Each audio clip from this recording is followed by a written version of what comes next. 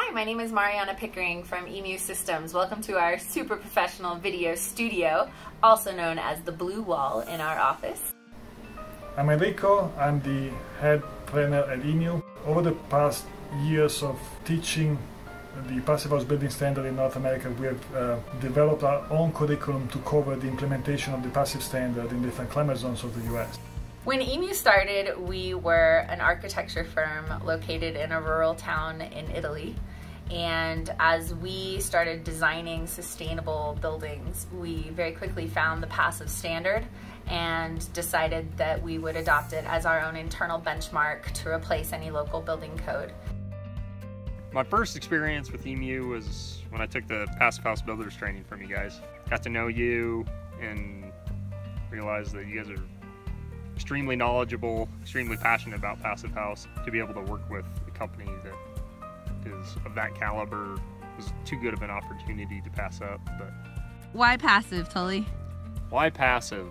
At first, the energy efficiency and the building science stuff kind of, the aspects of indoor health, indoor comfort, durability that I think really have stuck with me. And it's important when you're, not only if you're going to be a builder but as a homeowner and as a parent, to be able to have your kids raised in a healthy, comfortable indoor environment is something that I think makes a lot of sense. As designers and as architects, one of the things we very quickly found was that you can design anything to that standard, but if you don't have builders in place to practice it and implement it, then you don't get anywhere as far as actual performance increase. So about 4 years ago, when we moved to Colorado, that's when we decided to stop doing architectural services and really focus on builder training. We are now accredited by the International Passive House Institute to offer the course and exam for certified Passive House tradespeople. We also work with manufacturers and project teams all over the world towards building science standardization, oftentimes in helping them achieve pre-certification of their components or construction systems for inclusion in the PHI Component database. Economics as well as practicality always come into mind when I teach the passive standard. Your vision to try to make passive house building more available to the mainstream is really important.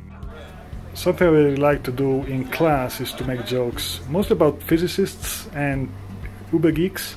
One of the things that students consistently say after our classes is that they loved meeting the other students and staying in touch with them over the years and using them as a resource as they grow their passive house knowledge as they start to implement it on projects. We are a brand neutral training, so the result is that we end up getting a lot of really great high performance products donated to us for you to be able to play with in the Passive Pod Workshop.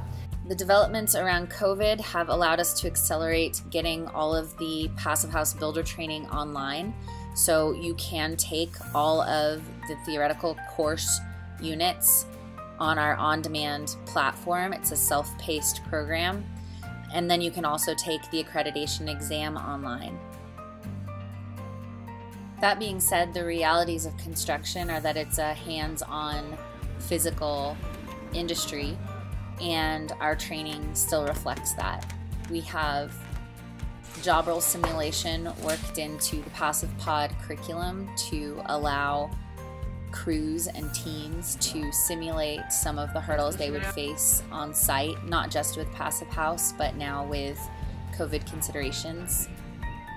And I really look forward to meeting you guys in person in the workshop sessions down the line.